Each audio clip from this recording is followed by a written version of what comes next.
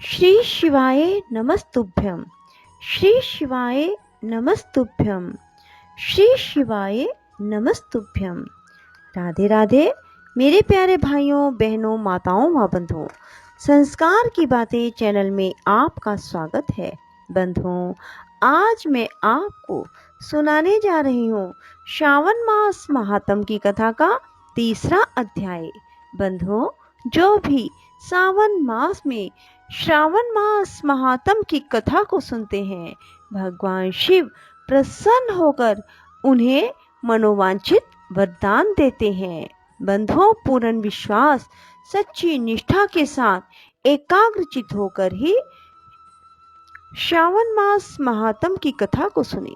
बंधुओं, यदि आपने YouTube चैनल संस्कार की बातें अब तक सब्सक्राइब नहीं किया तो जरूर करें और बेल आइकन दबाना ना भूलें, ताकि आपको हमारी आने वाली सभी वीडियोस की जानकारी सबसे पहले हो सके।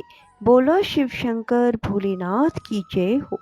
भगवान शिव के शब्दों को सुनकर सनत कुमार जी बोले, ही भगवान, आपने व्रत समूह का उद्देश्य कहा, इससे मेरी तृप्ति नहीं हुई, अतः आपसे हाथ जोड़कर निवेदन है कि आप इसे विस्तार पूर्वक कहें। हे देव, आप ऐसा खोल कर समझाएं जिसे सुनकर मैं धन्य हो जाऊं, कृतकृत्य हो जाऊं। इस पर ईश्वर ने सनत कुमार से कहा, हे योगीश, जो विद्वान श्रावण मास नक्त व्रत कर व्यतीत करता है, वह 12 मासों में इस नक्त व्रत का फल भोगता है। दिवस की समाप्ति के 3 घड़ी पूर्व रात्रि भोजन नक्त व्रत के नाम से जाना जाता है। इस नक्त भोजन में सूर्यास्त के पहले 3 घंटे के समय को त्याग कर अवशिष्ट समय लिया है। सूर्यास्त के पहले के 3 घंटों को संध्या काल कहा है। आहार, मैथुन, निद्रा तथा स्वाध्याय, इन चारों कार्यों को सायंकाल में बिल्कुल नहीं करना चाहिए। अब मैं गृहस्थ एवं सन्यासी के भेद से 2 प्रकार के नक्त भोजन की अवस्था आपसे कहता हूँ, ध्यान पूर्वक सुनिए। जब सूर्य नारायण के मंद हो जाने पर अपने शरीर की छाया दुगनी हो जाए, उस समय सन्यासी के लिए नक्त भोजन व्रत कहा गया है। शास्त्रों में गृहस्थी के लिए नक्षत्र उदय होने पर रात में किए जाने वाले भोजन को नक्त भोजन व्रत बतलाया है। यह तो रहा गृहस्थियों के लिए। अब शास्त्रों ने जो कुछ सन्यासियों के लिए कहा है, उसकी अवस्था मुझसे सुनो। रात्रि काल में निषिद्ध हो जाने से दिन के अष्टम भाग में भोजन का विधान है। गृहस्थियों को विधि द्वारा रात में नक्त व्रत करना चाहिए। सन्यासी, विधवा तथा विदुर पुरुष सूर्यास्त के पूर्व भोजन करें। पुत्रवान, आश्रयहीन तथा स्त्री विहीन पुत्रवान विदुर रात्रि में बिल्कुल भोजन न करें, क्योंकि पुत्रवान भी आश्रमी ही होते हैं। विद्वानों को चाहिए स्वाधिकार अनुसार नक्त व्रत करें। श्रावण मास में नक्त व्रत करने वाले प्राणी को उत्तम गति की प्राप्ति होती है। श्रावण मास के आ जाने पर पहले प्रतिपदा तिथि में प्रातः काल यह संकल्प करना चाहिए, मैं श्रावण मास में 1 मास तक ब्रह्मचर्य व्रत धारण करके प्रतिदिन प्रातः काल स्नान करूंगा। नक्त व्रत रात्रि शयन तथा प्राणियों के साथ दया का व्यवहार करूंगा। प्रभु, यदि मैं इस व्रत के प्रारंभ होने के पश्चात और इसकी समाप्ति से पूर्व मर गया, तो हे दीनानाथ जगतपते, उस समय आपके प्रसाद से मेरा यह व्रत परिपूर्ण हो। इस प्रकार मास के आरंभ में संकल्प करके नक्त व्रत करना चाहिए।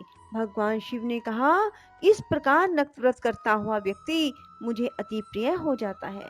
अति रुद्र से ब्राह्मण द्वारा या स्वयं रुद्र का 1 मास तक जो अभिषेक करता है, हे ब्राह्मण, उस पर मैं अत्यधिक प्रसन्न होता हूँ, क्योंकि जैसा कि आप जानते ही हैं, मुझे जलधारा अति प्रिय है।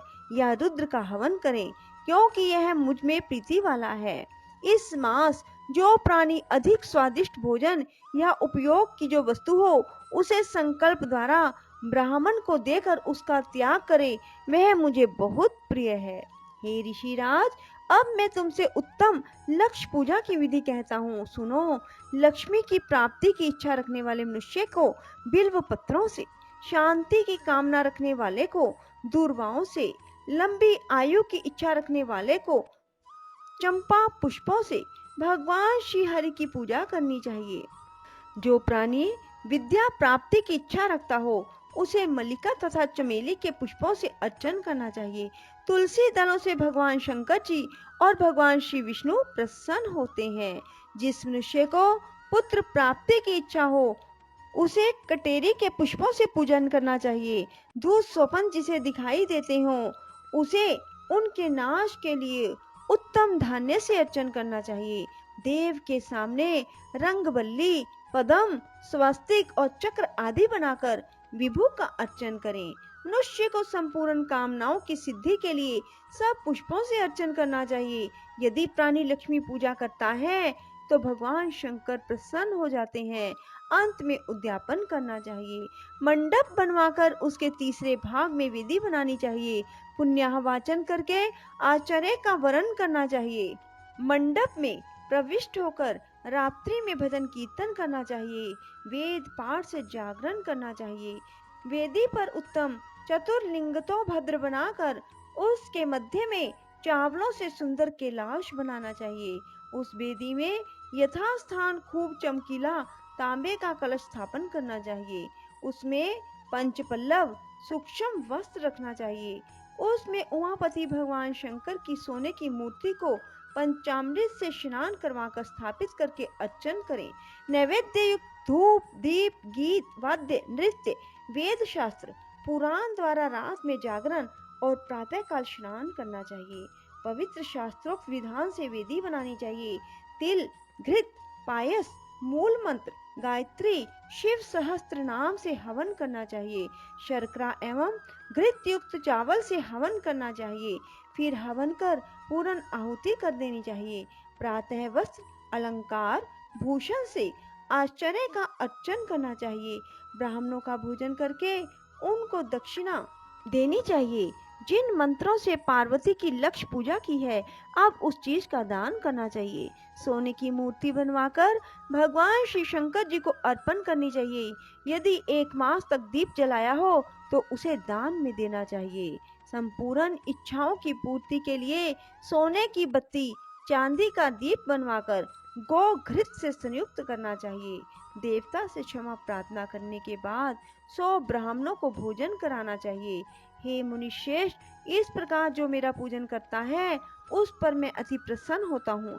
यदि श्रावण मास में यह कार्य किए जाएं तो उनके करने से अनंत फल की प्राप्ति होती है। यदि इस मास में अपनी किसी प्यारी चीज का त्याग करके वह चीज मुझे अर्पण की जाती है तो तुम मुझसे उसका फल सुनो। यही लोक और परलोक में यह वस्तु लाख गुना अधिक प्राप्त होती है। फल की इच्छा त्याग करने पर यह फल होता है। निष्काम करने पर उत्तम गति की प्राप्ति होती है। जो मेरा भक्त रुद्री पाठ करता है वह प्रति अक्षर करोड़ वर्ष तक रुद्रलोक में जाकर निवास करता है। पंचामृत के अभिषेक से मोक्ष प्राप्त करता है। अब श्रावण मास में भूमि पर सोने वाले को क्या फल मिलता है वह सुनो। हे योगीश, मूंगे या हाथी दांत से बनी हुई या चंदन की बनी हुई नवरत्न से जड़ी हुई मृदु गरुड़ चिन्ह से संपन्न कपड़े वाली रुई से भरी हुई गद्दा युक्त रमणीक झालरदार तकियों से संपन्न शैया उसको प्राप्त होती है। वह शैया उसे सुंदर स्त्री अन्न रत्नों से विभूषित मिलती है। इस श्रावण मास में जो ब्रह्मचर्य से रहता है उसका वीर्य अत्यधिक पुष्ट होता है। तेजस्विता, बल, शरीर दृढ़ता और धर्म कार्य में तमाम उपकारी वस्तुएं उसको सहज ही प्राप्त हो जाती हैं। उसे ब्रह्म की प्राप्ति होती है। यही नहीं, निष्काम पूजन करने वाले को स्वर्ग में अप्सरा की प्राप्ति होती है। जो इस मास में मौन व्रत धारण करता है वह श्रेष्ठ वक्ता हो जाता है। मौन व्रत दिन का हो चाहे रात का, भोजन के समय का हो, मौन व्रत में यदि प्राणी घंटा तथा पुस्तकें दान करे तो उसको सब शास्त्रों की जानकारी अपने आप प्राप्त हो जाती है। वह मौन व्रत के प्रभाव से बृहस्पति के तुल्य बुद्धि वाला हो जाता है। मौन व्रत वाले का किसी से झगड़ा बिल्कुल नहीं हो पाता। बोलो शिव शंकर भोलेनाथ की जय हो, माँ पार्वती की जय हो। हर हर महादेव, हर हर महादेव, हर हर महादेव। बंधुओं, यदि आपको हमारी कथा पसंद आए तो इसे लाइक करने के साथ साथ शेयर अवश्य करना। धन्यवाद।